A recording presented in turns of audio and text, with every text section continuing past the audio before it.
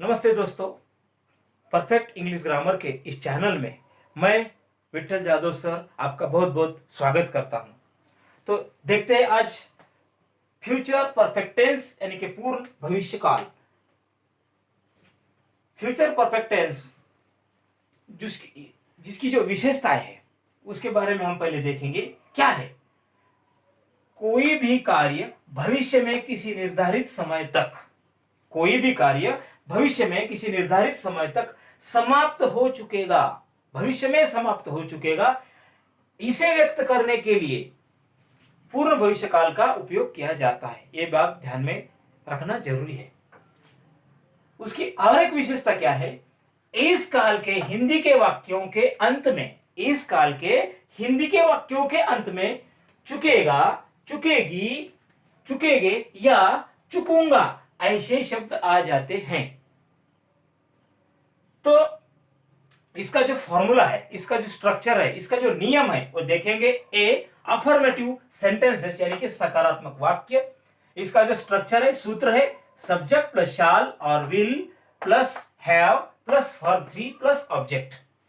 तो यहां पे हमें देखना जरूरी है वर्ब 3 यानी कि क्रिया का तीसरा रूप। आपको तो ज्ञान होगा कि हिंदी के इंग्लिश के जो वर्ब रहते हैं उसके 4 फॉर्म होते हैं, 4 रूप होते हैं, क्रिया के 4 रूप होते हैं: प्रेजेंट, पास्ट, पास्ट पार्टिसिपल और प्रेजेंट पार्टिसिपल। तो ये जो थर्ड फॉर्म है इसे पास्ट पार्टिसिपल कहा जाता है। तो पास्ट पार्टिसिपल का यूज किसी भी पूरे काल में आपने देखा होगा। पूर्ण वर्तमान काल, पूर्ण भविष्य काल और पूर्ण भूतकाल, ये तीनों कालों में वर्ब 3 यूज किया जाता है। तो इसका अर्थ क्या है? क्रिया हो चुकेगी ऐसा निर्धारित करने के लिए, क्रिया हो चुकेगी भविष्य में। तो इसके जो वाक्य है वो देखेंगे हम। नंबर 1, मैं स्कूल जा चुकूंगा। मैं स्कूल जा चुकूंगा। मैं यानी कि आई शाल, कभी भी आई के लिए क्या लेना है? Helping verb shall. I shall have, जाने के लिए क्या है? गो, और उसका थर्ड फॉर्म क्या है? Gone. I shall have gone to school. दूसरा वाक्य, हम क्रिकेट खेल चुकेंगे। कौन? हम यानी कि वी शैल हैव, कौन सी क्रिया? खेलने की, खेलने के लिए प्ले, और उसका third form play, played, played यानी कि third form we shall have played cricket. तीसरा वाक्य, तुम गाना गा चुकेंगे। तुम यानी कि यू, तुम यानी कि यू विल हैव, गाने के लिए, गाना गाने के लिए सिंग, और उसका थर्ड फॉर्म है संग। यू विल हैव संग अ सॉन्ग। और चौथा वाक्य, वे दिल्ली आ चुकेंगे। वे यानी कि दे विल हैव, आने के लिए कम, और उसका थर्ड फॉर्म भी कम है।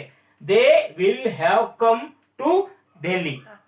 और अब वाक्य नंबर 5, वह अंग्रेजी बोल चुकेगा। भविष्य में वह अंग्रेजी बोल चुकेगा। वह यानी कि ही विल हैव, बोलने के लिए स्पीक, और उसका तीसरा रूप spoken, speak, spoke, spoken. He will have spoken English.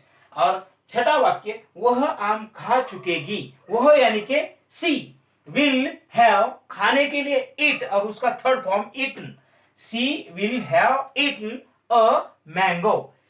सातवां वाक्य, अनिश पत्र लिख चुकेगा। भविष्य में अनिश पत्र लिख चुकेगा। अनिश विल हैव, कौन सी क्रिया? लिखने की, लिखने के लिए राइट, और उसका third form written. Anil will have written a letter. आठवां वाक्य, अमीना चाय बना चुकेगी। भविष्य में अमीना चाय बना चुकेगी। अमीना विल हैव, बनाने के लिए मेक, और उसका third form made. Amina will have made, क्या बना चुकेगी? चाय, इसके लिए T. Amina will have made tea. और अब बी, नेगेटिव सेंटेंसेस, नकारात्मक वाक्य। स्ट्रक्चर या फॉर्मूला, सब्जेक्ट प्लस शाल और विल प्लस नॉट, नहीं के लिए not, plus have plus verb 3 plus object. अर्थ क्या है इसका?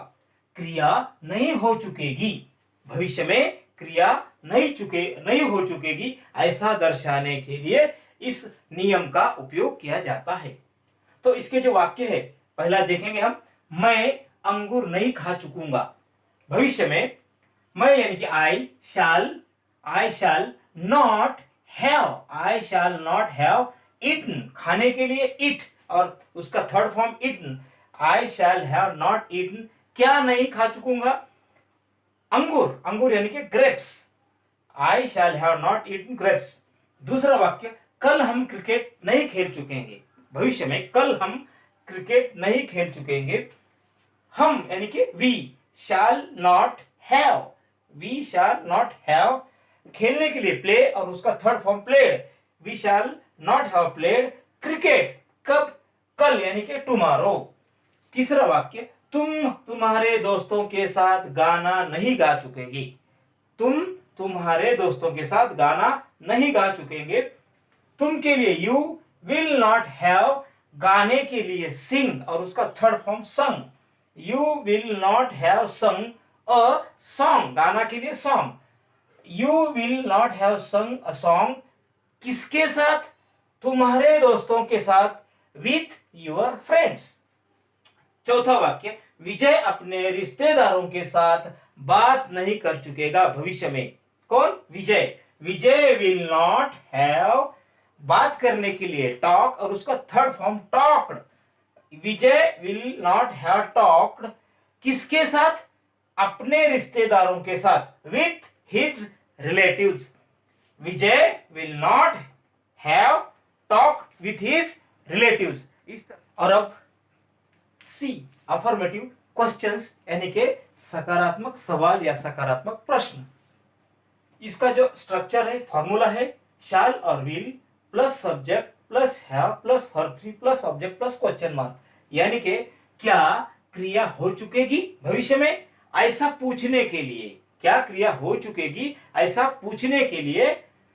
सवाल नंबर 1, क्या मैं स्कूल जा चुकूंगा भविष्य में, क्या मैं स्कूल जा चुकूंगा, मैं इसलिए आई, और आई के लिए helping verb shall I have, सबके लिए हैव कॉमन है, शैल आई हैव, जाने के लिए गो, उसका third form gone, shall I have gone to school. दूसरा प्रश्न, क्या हम पानी भर चुकेंगे भविष्य में, क्या हम पानी भर चुकेंगे, हम यानी कि वी, उसके लिए शैल वी हैव, भरने के लिए, पानी भरने के लिए फील और उसका third form filled, shall we have filled, क्या, पानी, पानी के लिए water, shall we have filled water. तीसरा सवाल, क्या तुम गेंद फेंक चुकेंगे, ऐसा, क्या तुम गेंद फेंक चुकेंगे, तुम यानी कि यू, विल यू हैव, फेंकने के लिए थ्रो और उसका third form thrown, will you have thrown, क्या, गेंद, गेंद के लिए ball, will you have thrown a ball. और चौथा वाक्य, चौथा सवाल, क्या वह संदेश भेज चुकेगी, वह यानी कि सी, विल सी हैव, भेजने के लिए सेंड और उसका third form send, will see have send, क्या भेज चुकेगी, संदेश, संदेश के लिए message, will see have send a message. और अब डी, निगेटिव क्वेश्चंस यानी कि नकारात्मक सवाल या नकारात्मक प्रश्न, कौन से टेंस में, फ्यूचर परफेक्ट टेंस यानी कि पूर्ण भविष्य काल में।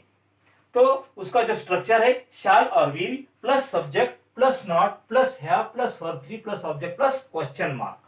अर्थ क्या है इसका, क्या क्रिया नहीं हो चुकेगी भविष्य में, क्या क्रिया नहीं हो चुकेगी ऐसा पूछने के लिए। तो उसका सवाल क्या है, पहला, क्या मैं अपना काम पूरा नहीं कर चुकूंगा भविष्य में, मैं इसलिए आई, और आई के लिए शैल आई नॉट हैव, पूरा करने के लिए कंप्लीट और उसका third form completed, shall I not have completed my work. दूसरा सवाल, क्या हम चोर को नहीं पकड़ चुकेंगे भविष्य में, हम यानी कि वी, उसके लिए शैल वी नॉट हैव, पकड़ने के लिए कैच और उसका third form caught, shall we not have caught a thief, चोर के लिए थीप।